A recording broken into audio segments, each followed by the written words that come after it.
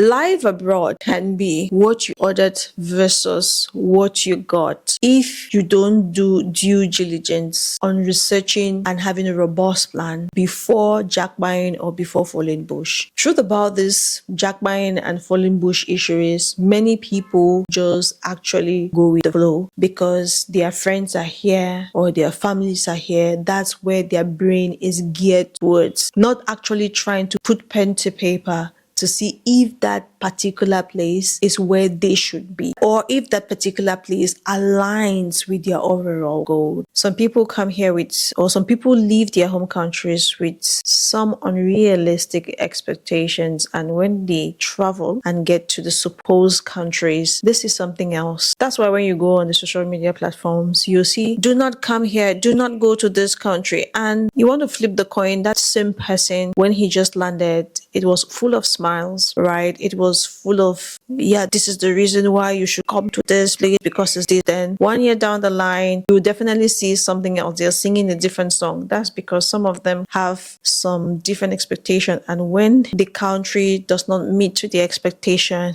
they start badging. However, sometimes it's about what you have to offer and what was your plan prior to jackbuying and proud to fall in the bush. What was your plan?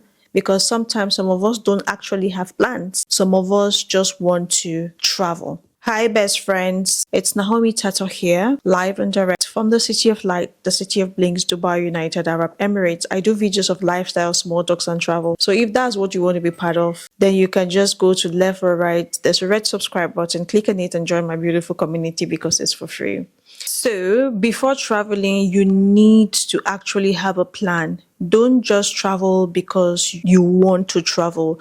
Don't just go to a particular place because majority of your friends or family are in that particular place, because sometimes what works for others may not work for you. Truth about the matter is, if you really have to sit some people down and ask them why they are in particular places, they can't really give you any coherent answer whatsoever. They will never want, they don't even have a coherent answer to start with. That's because they were just going with the flow. Because sometimes some people just want to go with what others are saying and what their agents are telling them. They don't have that foresight to want to do the discovery by themselves. They don't have. They just go, and when they get there is something else. How would, for example, someone ask you to give like 7 million francs CFA for a visa to the UK, and the person didn't even ask you for even your birth certificate, and you think that's okay because you are so drawn to wanting to travel and you don't even ask of anything whatsoever. You don't even do the research to know that, okay, if someone wants to take me abroad, this are the documents needed. So here are things not to consider before moving to other nations, right? Number one, the slogan of a place.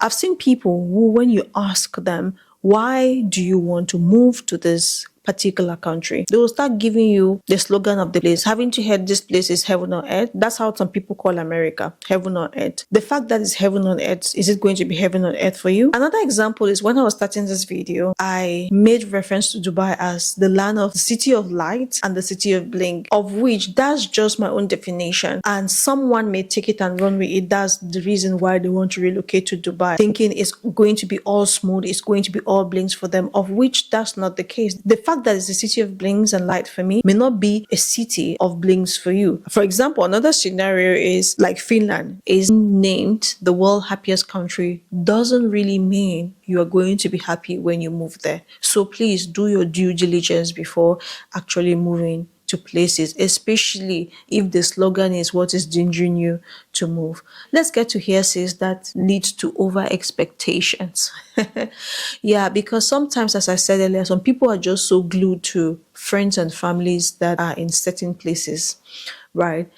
I will tell you for free, most people will always want to sell you what is right. So you can come there and you feel the pain they went through. So you have to be careful, because they will sell you dreams, especially those agents when they want to take money from you. They will sell you unrealistic dreams. And that's just because they know you don't want to spend your time to do research. You're just gearing towards what they're telling you. So they don't even care. When you give them the money, they'll tell you what you want to hear.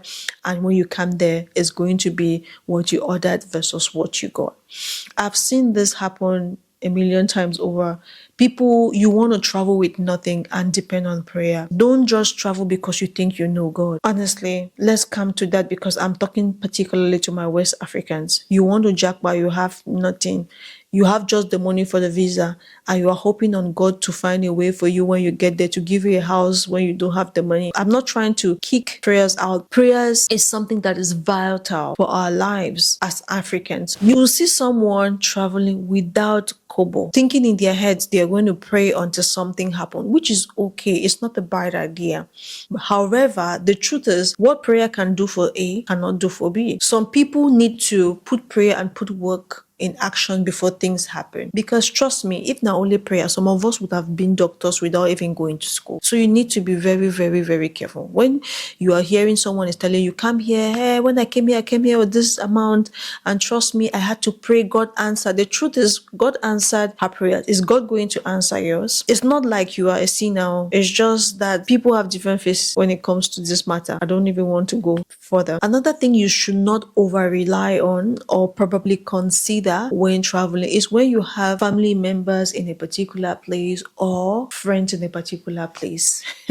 I had to keep this one last because it's a 50-50. Trust me, some families are so united in a way that they would definitely have each other's back 100%. But if you know you're from a family which is survival of the fittest, man on their own, God for real, if you know that phrase, you know, right? Then trust me, you need not to be geared towards that, because I've seen people who jackpot, they go to their family and friends and they could not even keep them in the house. They could not even keep them under their roofs for more than 1 week, and they had to send them in the cold. You need to understand where you fall before deciding to jackpot. Don't just think in your head, oh, you have this family member, and think definitely they are going to come in for you or step in for you, because sometimes you're going to be taken aback by the way people are going to treat you, especially abroad, because family at home is something else and family abroad is something else. Okay, so let's get to what you actually have to consider before jackpotting, because I know this part many people don't do it, because I know the mad rush there is, the anxiety there is when you really want to travel in search of greener pastures. I have a pen and a paper here because I was jotting some things.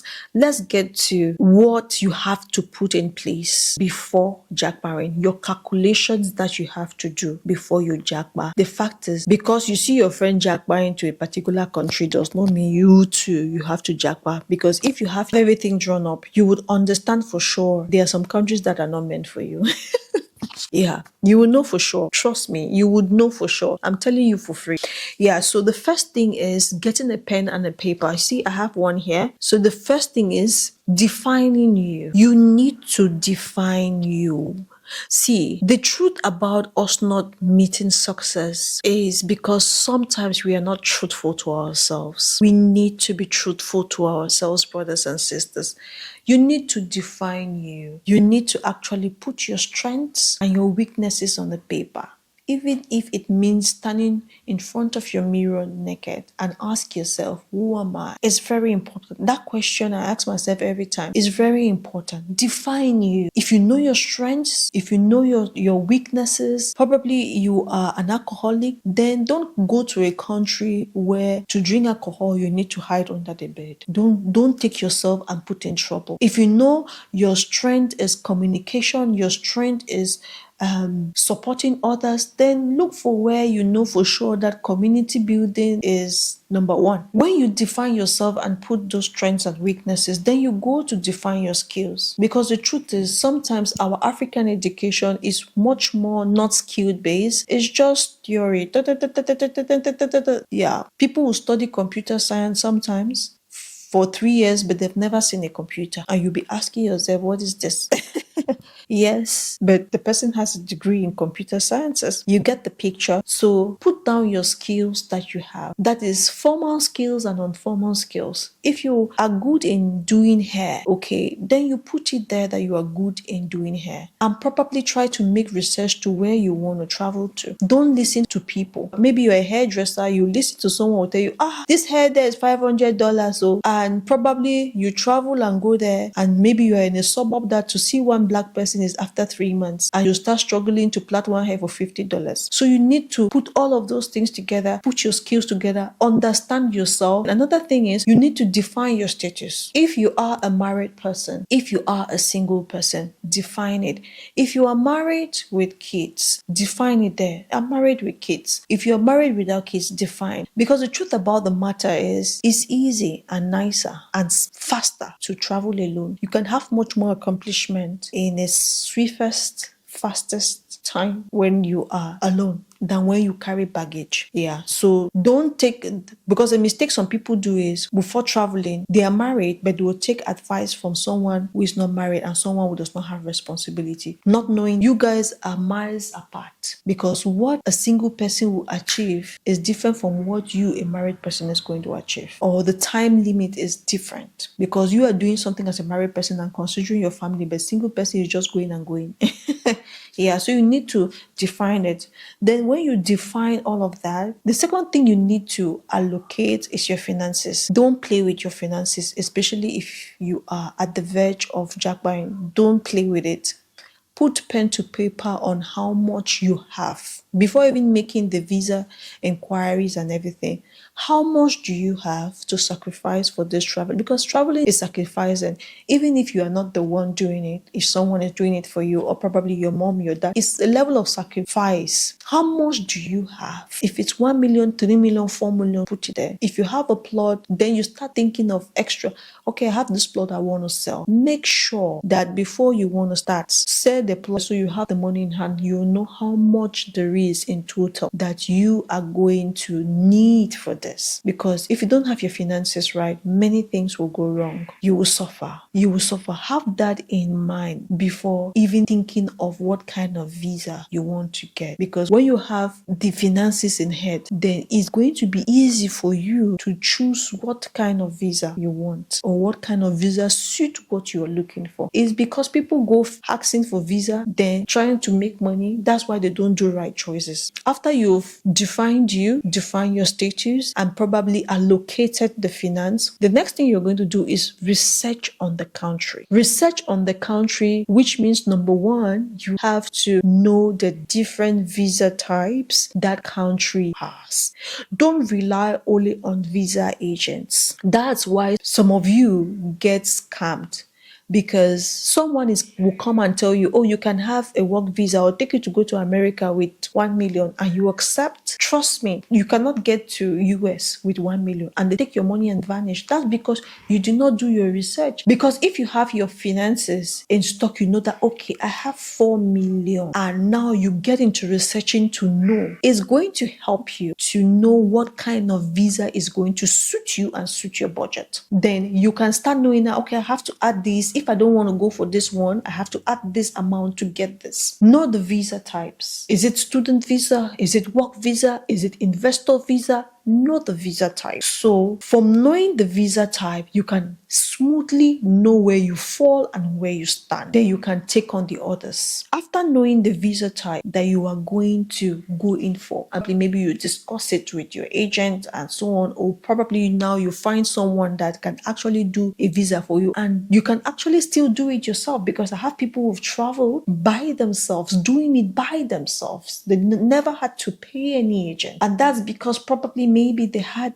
the budget in hand, knowing how much they want to spend for this. That's why it was easy for them. Because the truth is, if you don't have the budget, it's going to be hard. You'll be saying, no, tomorrow you tell, okay, work visa, no, student, this one I have to spend this amount. You reject. You, at the end of it all, you can easily get scammed. When you finish with the visa type, you can now cross over to the cost of living, because you've already had your budget allocated. You know how much is definitely going to go for the visa and probably the flight. And now you're going to research, how is the cost of living? How much can I spend a day living here? Or how much can I spend in a month living here?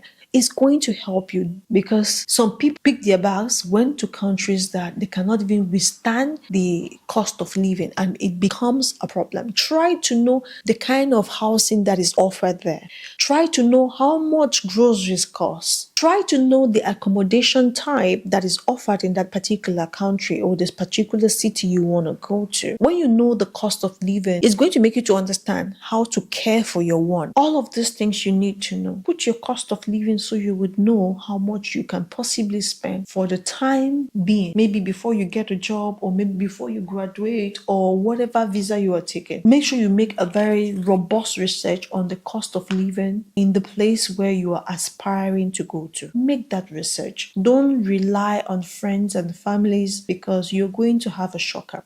After the cost of living, then you have to go to the job prospects, because there are places where even if you study there, even if you have a PhD there, you can actually have a job that is pass a cleaner. You can actually have a job that can earn you good money, that is going to compensate you for the school fees you've spent in that very place. So you need to be very, very on it on what kind of job prospects that particular place has. Except you're one of those that maybe will go with student visa, and probably when you're done studying, you come back to your motherland. If you're one of those that is trying to continue living or trying to find life, then you need to, even if you're going as a student, you need to source out the job prospect. Know what kind of jobs they have. Know if you'll be able to get a good job after putting in money to school in that particular place. Because there are countries in Europe where even if you're a PhD holder, you will still be cleaners for many, you'll still be a cleaner for many years. The next one is security. This is one thing that some people don't even care about. The fact that you're leaving Nigeria or leaving Cameroon to Europe does not make that place safe. Doesn't. You need to know if that place is safe. If you can walk by 7 p.m., if it's safe for you as a person, you need to research on the security level of that place, because sometimes the place can tick all the boxes, but when it comes to security, it's nothing to write home about. You get the job for 1 million USD, and by the time you finish and get home, you are being short. So you need to actually put security in mind when doing your research, to know if you're going to be secure there as a Black person or as an African. You need to have that too.